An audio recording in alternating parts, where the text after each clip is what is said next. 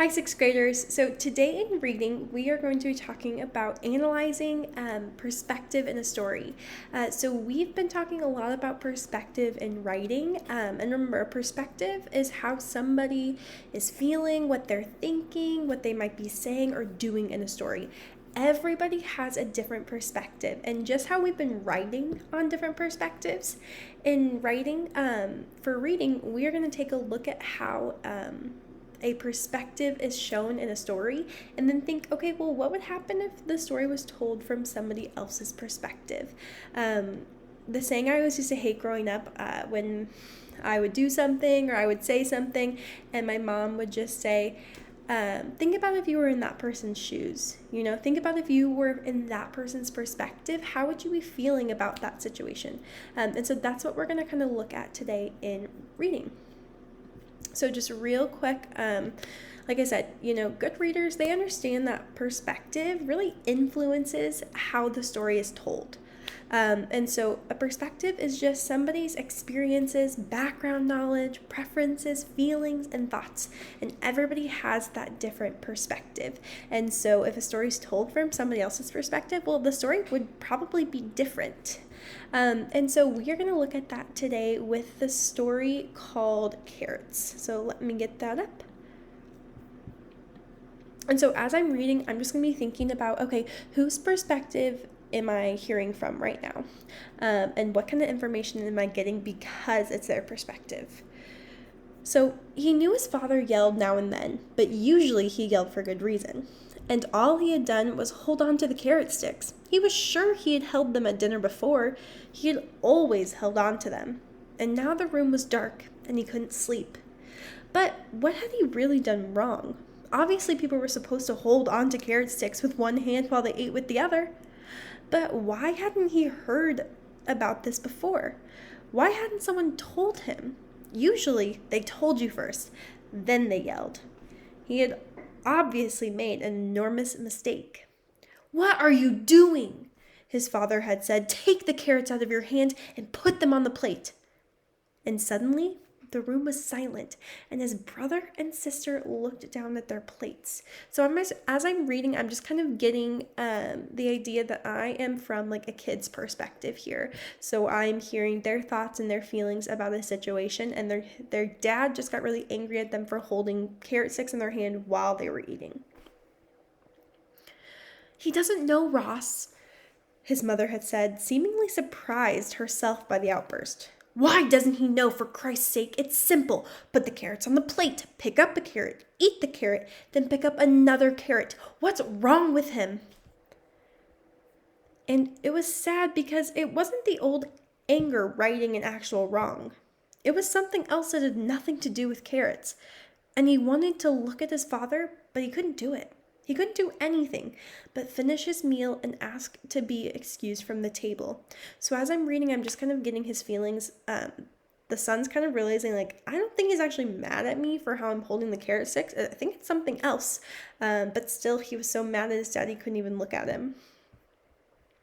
And now it was 8 o'clock, and he was lying in bed, and he still didn't know what had happened. He knew that from now on, he would keep the carrots on the plate. He knew he would always eat the carrot sticks one at a time, but he was still confused. And so he's kind of saying, like, okay, I'm going to do what my dad wants me to do with the carrot sticks. I still don't really understand the uproar, why he was so mad, but we're really getting his thoughts and feelings about that situation, the son's. And then he heard footsteps on the stairs, and he knew they were his father's footsteps. His father looked into the room. "Are you awake?" Even in the dark, he could feel the sweetness of his father's presence. He could hear it in his voice. "Yes," he said. His father came into the room, and he could feel the room diminish in size, become a playroom with play furniture and paper walls. His father's presence was so real, so strong, that everything around it seemed to make believe. "You know," his father said, sitting down on his brother's bed, "sometimes when I get angry at you, I'm really angry about other things. Sometimes something will happen in town or at the office, and instead of yelling about that, I yell about the carrots or the plates or something else. You understand that, don't you?" Yes, he said, though he really didn't understand anything except the feeling of his father's presence and the tenderness of his voice. And you know that I love you even when I yell at you. Yes. Good, his father said, leaning close to him and kissing him on the cheek. Now go to sleep. And so as we're reading, we're just kind of seeing that son's perspective. And at the end, he kind of has the feeling like, I still don't really understand what my dad was mad at me for. But he's my dad and I love him and I'm going to forgive him for what happened because I know he's not actually mad at me. And so what we want to do when we analyze perspective is we kind of just want to ask ourselves a few questions to really make sure we're getting the perspective, and then maybe even figuring out, well, how would the story be different if it was from somebody else's? So there are 2 questions that I'm going to kind of answer, and then you guys are going to try it out on your own. So the first question is, well, why do you think the author chose to tell Carrots from the son's perspective? Why, when Carrots was written, did the author want to have the son's thoughts and feelings shared? And so what I thought, well, I think the author chose to tell Carrots from the son's perspective because it really shows the feelings of like unconditional love that a son has for his dad. And I think the author thought it was important to show how even when parents mess up and are in the wrong, their kids still love them and will forgive them, because we saw those thoughts and those feelings of that son at the end saying, I don't really understand why my dad was angry. I don't get what it was about, but I still feel that love from him.